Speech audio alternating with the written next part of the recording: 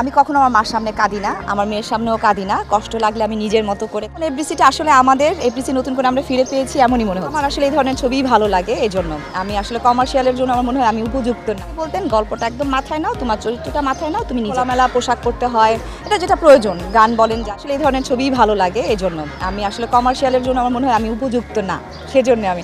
কারণ কমার্শিয়ালে অনেক সময় একটু খোলামেলা পোশাক পরতে হয়, এটা যেটা প্রয়োজন। গান বলেন যাই বলেন, যেটা আমার দ্বারা সম্ভব না, সেটা আমি যেটা করব না। আর আপনারাও নিশ্চয়ই চাবেন না যে হ্যাঁ আপু খোলামেলা চরিত্রে বা খোলামেলাভাবে আমাদের সামনে আসুক। তো সেটা সিনেমা হল আবার ইনশাল্লাহ হবে, ভালো ভালো ছবি হবে। আসলে আমার কমার্শিয়াল এমনিতে খুব একটা, আমি বেশিরভাগই কিন্তু করেছি অফ ট্র্যাক টাইপের ছবি, যেমন পদ্মা নদীর মাঝি। আমার এটা শিশু শিল্পী হিসেবে আমি ঢুকেছিলাম। তারপরে ওই সালেই যে চাঁদের আলো করলাম, হ্যাঁ তারপরে আমি অফ করে দিয়েছিলাম, আমি করিনি। তারপরে করেছি আমি হুমায়ুন আহমেদের শ্রাবণ মেঘের দিন, তারপরে করলাম হ্যাঁ ডাক্তার চরিত্রে, শাহানা চরিত্রে, তারপরে করলাম হাসন রাজা। হ্যাঁ, তো এই ধরনের ছবিগুলোই আমার ভালো। কারণ হচ্ছে আমার বাবা যখন ব্রেন স্ট্রোক করলেন তখন ওনাকে দেখার লোক ছিল না, তা আমার ভাই বোন নাই, আমি একা। আর যে কারণে উনি ছিলেন না, তো আমার কেউ ছিল না যে আব্বাকে দেখবে। তো ওই দেখাশোনাটার দায়িত্বটা আমার উপরেই ছিল, আমাকেই দেখতে হয়েছে। আর ওনাদের এরকম রুগীদের অনেক সময় দিতে হয়, যে কারণে আমার আসলে কাজটা হয়ে ওঠেনি।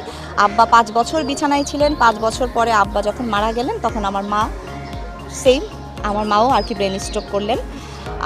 মাকে তখন আমার দেখাশোনা করতে হয়েছে, কিন্তু মা আলহামদুলিল্লাহ অনেক তাড়াতাড়ি সুস্থ হয়ে গেছেন, সেজন্য বলছি যে ভালো ছবি। আসলে এদিকে খুবই হ্যাপি যে আপনারা আমাকে ভীষণ ভালোবাসেন, আপনারা আমাকে সম্মানের চোখে দেখেন, এবং আমি কোনো জায়গাতে গেলেও দর্শকরাও আমাকে মনে রেখেছে, দর্শকরাও আমাকে খুব ভালোবাসা দেয়।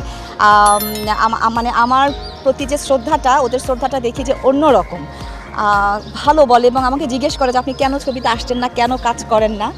তো আমার ভাবছি আমি 2 বছর পরে আসলাম, শিল্পী সমিতিতে ঢুকলাম। তো একটা জমজমাট, এখন দেখছি সবাই শিল্পী সমিতিতে আসছেন, বসছেন, গল্প করছেন। মানে মনে হচ্ছে যে এখন এফডিসিটা আসলে আমাদের, এফডিসি নতুন করে আমরা ফিরে পেয়েছি এমনই মনে হয়। ওনার সাথে কাজ করতে আমার ভীষণ ভালো লেগেছিল। হুমায়ুন আহমেদ স্যারের আমি এমনি ভক্ত ছিলাম, ওনার লেখার, আমি ওনার বই প্রচুর পড়তাম। যখন বাসায় অফার আসলো তখন ওনার সাথে শাওনও আসছিলেন। তো শাওন আসার পর ওনারা যখন আমার সাথে কথা বললেন, আমি ভেবেছিলাম আম্মার জন্য আসছে, আমার জন্য যে আসছে আমি তখন বুঝি নাই। তো উনি যখন বললেন, অফার দিলেন, গল্পটা আমি আগেই পড়েছিলাম। তো আমার কাছে তখন মনে হলো যে আল্লাহ, ওনার সাথে কাজ করবো আমি ভীষণ খুশি। তখন আম্মাকে বললাম আম্মা আমি এটা করবই।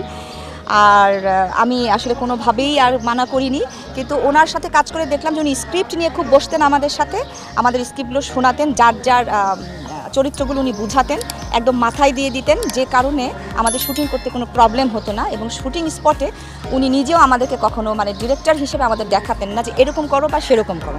উনি একটা কথাই বলতেন, গল্পটা একদম মাথায় নাও, তোমার চরিত্রটা মাথায় নাও, তুমি নিজে করো।